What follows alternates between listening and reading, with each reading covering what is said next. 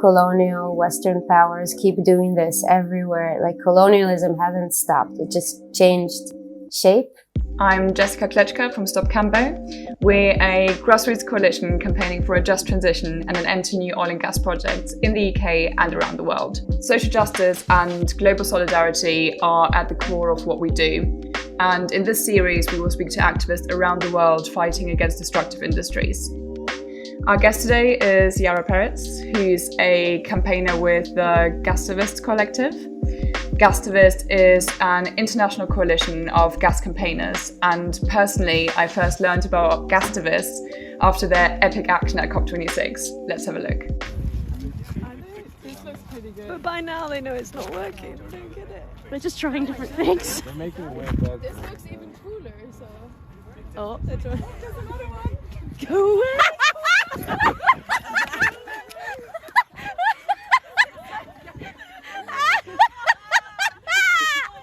We're going to talk about something a little bit more serious today.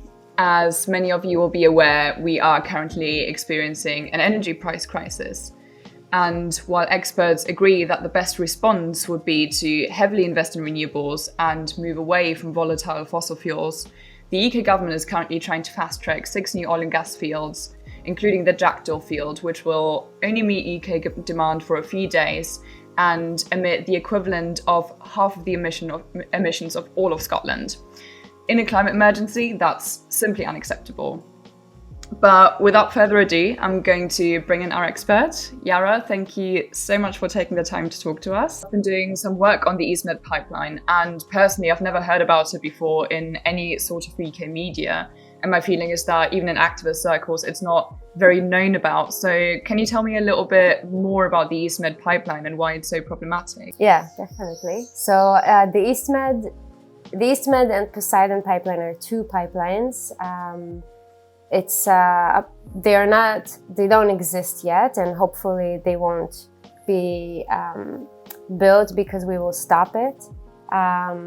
It's a project that the EU is promoting together with Israel, Cyprus, Greece, and Italy. It's supposed to be the biggest and longest, the deepest and longest pipeline in the world, exporting gas from offshore of Israel through Cyprus, Greece, and eventually that is the EastMed pipeline connecting to the Poseidon pipeline that will be in south of Italy, and then connecting to the energy grid of Europe and basically getting Europe to be using Israeli gas and Cypriot gas. And the purpose, that's how the EU is promoting, and the purpose of shifting away or diversifying the energy resources so they are not dependent on Russian gas.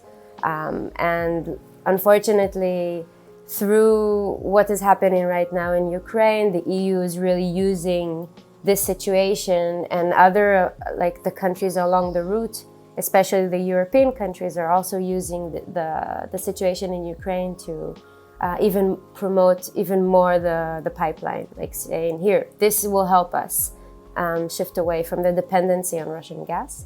There are so many reasons to oppose this pipeline. There are so many dangers that it promotes, like obviously ecological and climate reasons. Fossil gas is a fossil fuel. It warms the planet 84 to 86 times more than carbon dioxide in the first 20 years that it emits to the atmosphere. So we're basically promoting more fossil fuels is the wrong direction that we know we're not supposed to go in that way. It endangers a very sensitive ecological system in the Mediterranean Sea that is considered a biodiversity hotspot. And it goes through economic waters that are disputed between Cyprus, Greece, and Turkey. And these countries have a conflict that I'm not the expert to talk about them. I don't live in these countries, but everyone knows that there's a conflict for many years. And it's like a quiet war that no one is talking about. And this pipeline is just fueling the conflict because in these waters, there are, so Turkey claims that these economic waters are theirs, and Greece and Cyprus are claiming that these economic waters are theirs. So there is no consensus on who it belongs to, and the pipeline goes right through these waters. All of this is over, obviously, power and control, but over an energy resource that is killing our planet and killing our future. And another, like from my local perspective too, this project is really strengthening Israel's position to the West, to Europe. It's creating dependency, like European dependency on Israeli gas, which through that it's whitewashing everything Israel is doing towards the Palestinian people. It's like promoting or legitimizing human rights violations that Israel is doing in the West Bank and generally all over Palestinian territories, pillage and apartheid and occupation, and just giving Israel more economic power to the West and like establishing its position. So there are so many reasons to oppose this pipeline, and it's already, like I said, fueling conflict and fueling tensions that exist. And this is unfortunately something that we can see in many parts of the world, how neo-colonial Western powers keep doing this everywhere. Like colonialism hasn't stopped, it just changed shape. We are fighting against this. We're building a network to fight against this together, which is very difficult and complex, but it's promoting different politics than the ones that are pushing this pipeline. I found it very interesting that Europe is using the EastMed Pipeline, in using the framing of energy security. This will help us get away from Russian gas, because the UK is currently doing something very similar in pushing through gas projects to reduce our reliance on Russian fossil fuels. So in terms of energy security, do you believe, or why do you not believe, that new gas will bring us energy security? We should ask ourselves, what is security, and who are framing and like defining what is security? And there are so many ways to answer this, but my first question when I hear this is like, is it really possible to create energy security based on an energy source that we know is killing us, like slowly? I don't think it's possible. Using the term like a bridge fuel and when depicting fossil gas and talking about fossil gas is also a lie, because we see not only Europe, like we see also Israel. This is what Israel is doing in Greece and Cyprus and other countries. They keep pushing more and more infrastructure and more projects for fossil gas infrastructure. And this, I know, at least in Israel, the capacity that the existing fossil gas resources that are already developed is totally enough for all of the Israeli society needs for electricity. So all of these new infrastructures that are being pushed are just for profit, just for financial, economic profit.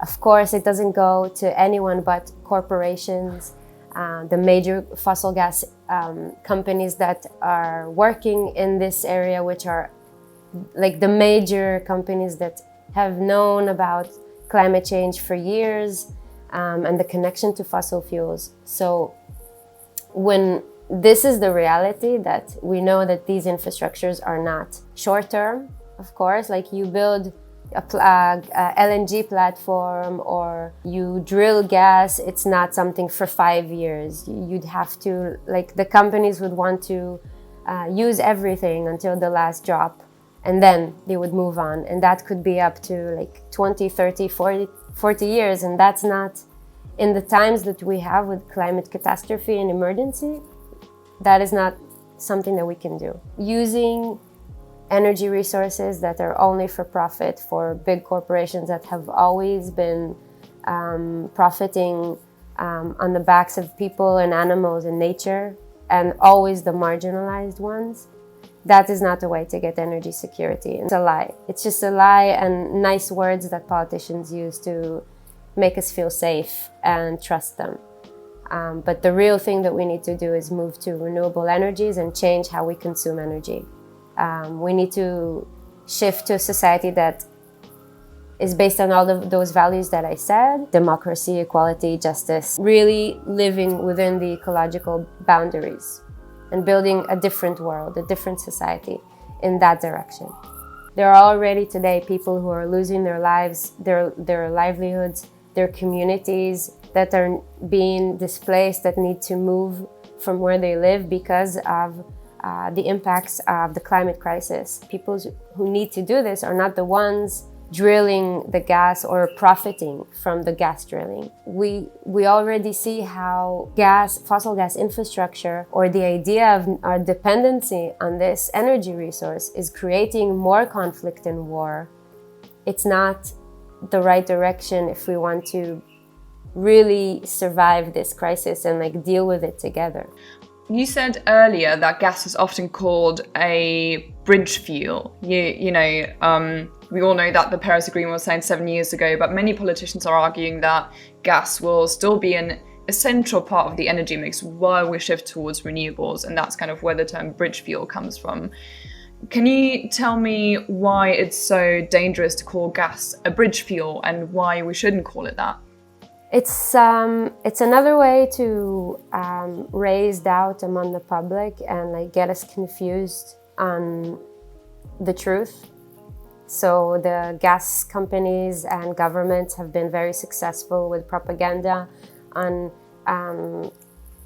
depicting gas as not only a bridge fuel, but clean energy and green energy.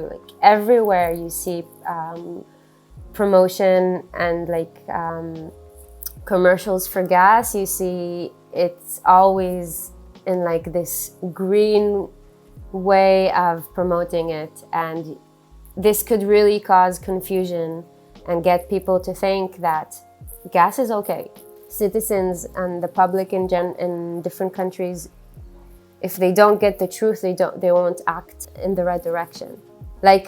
For years, fossil fuel companies have been drawing doubt in the public. It's very dangerous, because then if we don't know the truth, then we can't use our power as citizens and really organize and demand something else. That is why we're trying to toxify fossil gas as well through our activity, because that is the first step. We're on a war of awareness. And we can also often see, in climate denier arguments, the number one rule is to use data and statistics and statements that sound very confusing. That's actually a very, very effective tactic in getting people to, not act and not necessarily believe that it's a big problem. So, what we do with Gastivists, really communicating the science and communicating, in a very accessible way why we need to stop gas. I believe that is very powerful, because, accessible communication is very, very important in our movements, and it really mobilizes people to act. We are going to come out with a comic, a really cool comic about the EastMed Poseidon and showing 5 stories of people who live on the route and are going to be affected by this project.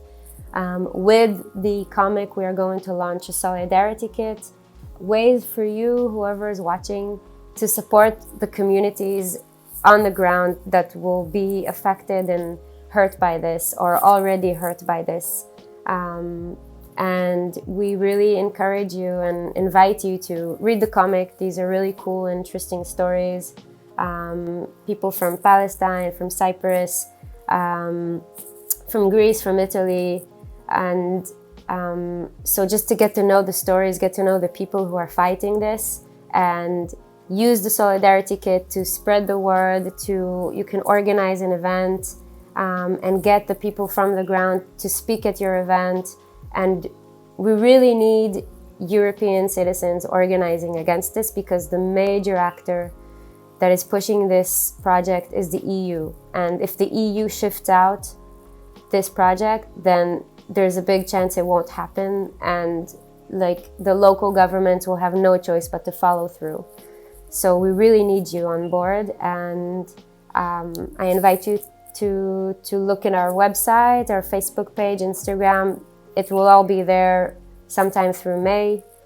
And yeah, and enjoy it, and thank you. Thank you so much for being our guest today, Ya'ara. It really gives me a lot of hope to see the amazing work you do, and we at Stop Cambo are in the process of signing up to your coalition, so we really look forward to working with you in the future. As we learned from this interview, the fight against gas is happening around the world and also right here on our doorstep. The Jackdaw gas field will come with devastating consequences for the climate, and it must be stopped. If you want to take action against Jackdaw, you can email your MP using our template letter, you can sign the petition, and you can join the next Stop Cambo welcome call. Change will only happen if we all take action, and we need all of you on board. You can find links to all of these action points in the video description, and we would very much appreciate it if you could like this video, subscribe to our channel, and comment so we can reach more people with this content.